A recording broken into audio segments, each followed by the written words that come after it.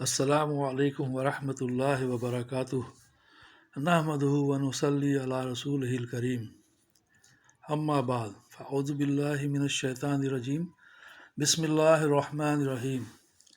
علم سے متعلق احادیث نمبر 17۔ اللہم صلی علی محمد وعلی آل محمد وبارک وسلم۔ حضرت ابو امامہ رضی اللہ عنہ سے روایت ہے کہ نبی کریم صلی اللہ علیہ وسلم نے ارشاد فرمایا، جو شخص خیر کی بات سیکھنے یا سکھانے ہی کے لیے مسجد جائے تو اس کا ثواب اس حاجی کے ثواب کی طرح ہے جس کا حج کامل ہو۔ طبرانی مجمع الزوائد۔ نمبر 18۔ حضرت ابن عباس رضی اللہ عنہما سے روایت ہے کہ رسول اللہ صلی اللہ علیہ وسلم نے ارشاد فرمایا، لوگوں کو دین سکھاؤ، ان کے ساتھ آسانی کا برتاؤ کرو اور سختی کا برتاؤ نہ کرو۔ مسند احمد۔ نمبر 19۔ حضرت ابو ہریرہ رضی اللہ عنہ ایک مرتبہ مدینہ کے بازار سے گزرتے ہوئے ٹھہر گئے اور فرمایا، بازار والو، تمہیں کس چیز نے عاجز بنا دیا ہے؟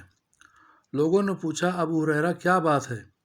آپ رضی اللہ عنہ نے فرمایا، تم یہاں بیٹھے ہو اور رسول اللہ صلی اللہ علیہ وسلم کی میراث تقسیم ہو رہی ہے، کیا تم جا کر رسول اللہ صلی اللہ علیہ وسلم کی میراث سے اپنا حصہ لینا نہیں چاہتے؟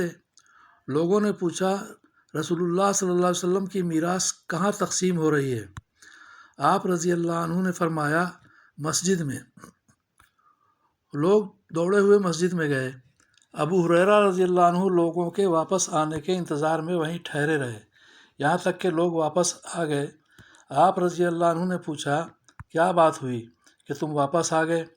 انہوں نے عرض کیا، ابو ہریرہ، ہم مسجد گئے، جب ہم مسجد میں داخل ہوئے تو ہم نے وہاں کوئی چیز تقسیم ہوتی ہوئی نہیں دیکھی۔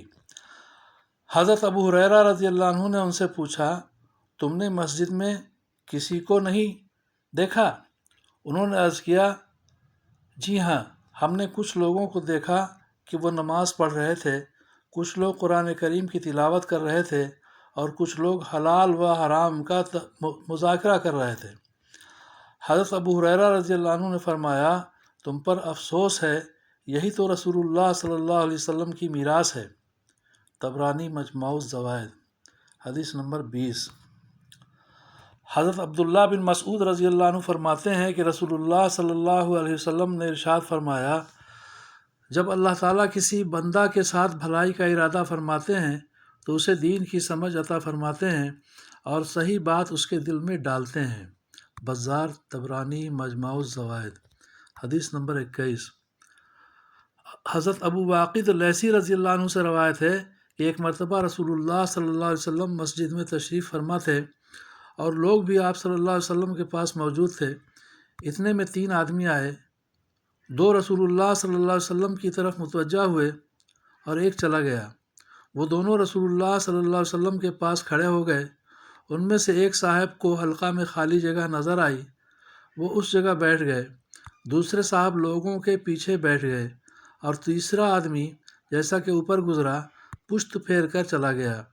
رسول اللہ صلی اللہ علیہ وسلم حلقہ سے فارغ ہوئے تو ارشاد فرمایا، کیا میں تمہیں ان 3 آدمیوں کے بارے میں نہ بتلاؤں؟ ایک نے تو اللہ تعالیٰ کے پاس اپنی جگہ بنائی، یعنی حلقہ میں بیٹھ گیا تو اللہ تعالیٰ نے اسے اپنی رحمت میں جگہ دے دی۔ دوسرے نے حلقہ کے اندر بیٹھنے میں شرم محسوس کی تو اللہ تعالیٰ نے بھی اس کے ساتھ حیا کا معاملہ فرمایا، یعنی اپنی رحمت سے محروم نہ فرمایا۔ اور تیسرے نے بے رخی کی، اللہ تعالیٰ بھی اس سے بے رخی کا معاملہ فرمایا۔ بخاری کی حدیث تھی۔ حدیث نمبر 22۔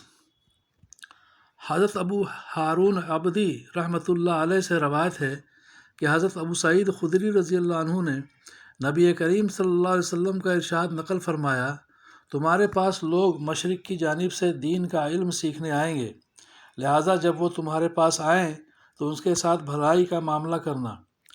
حضرت ابو سعید خدری رضی اللہ عنہ کے شاگرد ابو ہارون عبدی رحمۃ اللہ علیہ کہتے ہیں کہ جب حضرت ابو سعید رضی اللہ عنہ ہمیں دیکھتے تو فرماتے، خوش آمدید ان لوگوں کو ان کے بارے میں رسول اللہ صلی اللہ علیہ وسلم نے ہمیں وصیت فرمائی۔ ترمذی کی حدیث۔ حدیث نمبر 23۔ حضرت واصلہ بن اسقع رضی اللہ عنہ روایت کرتے ہیں کہ رسول اللہ صلی اللہ علیہ وسلم نے ارشاد فرمایا، جو شخص علم کی تلاش میں لگے پھر اس کو حاصل بھی کر لے تو اللہ تعالیٰ اس کے لیے 2 اجر لکھ دیتے ہیں، اور جو شخص علم کا طالب ہو لیکن اس کو حاصل نہ کر سکے تو اللہ تعالیٰ اس کے لیے 1 اجر لکھ دیتے ہیں۔ طبرانی مجمع الزوائد۔ اللہ تعالیٰ ہم سب کو دین کا صحیح علم سیکھنے اور عمل کی توفیق عطا فرمائے۔ آمین ثم آمین۔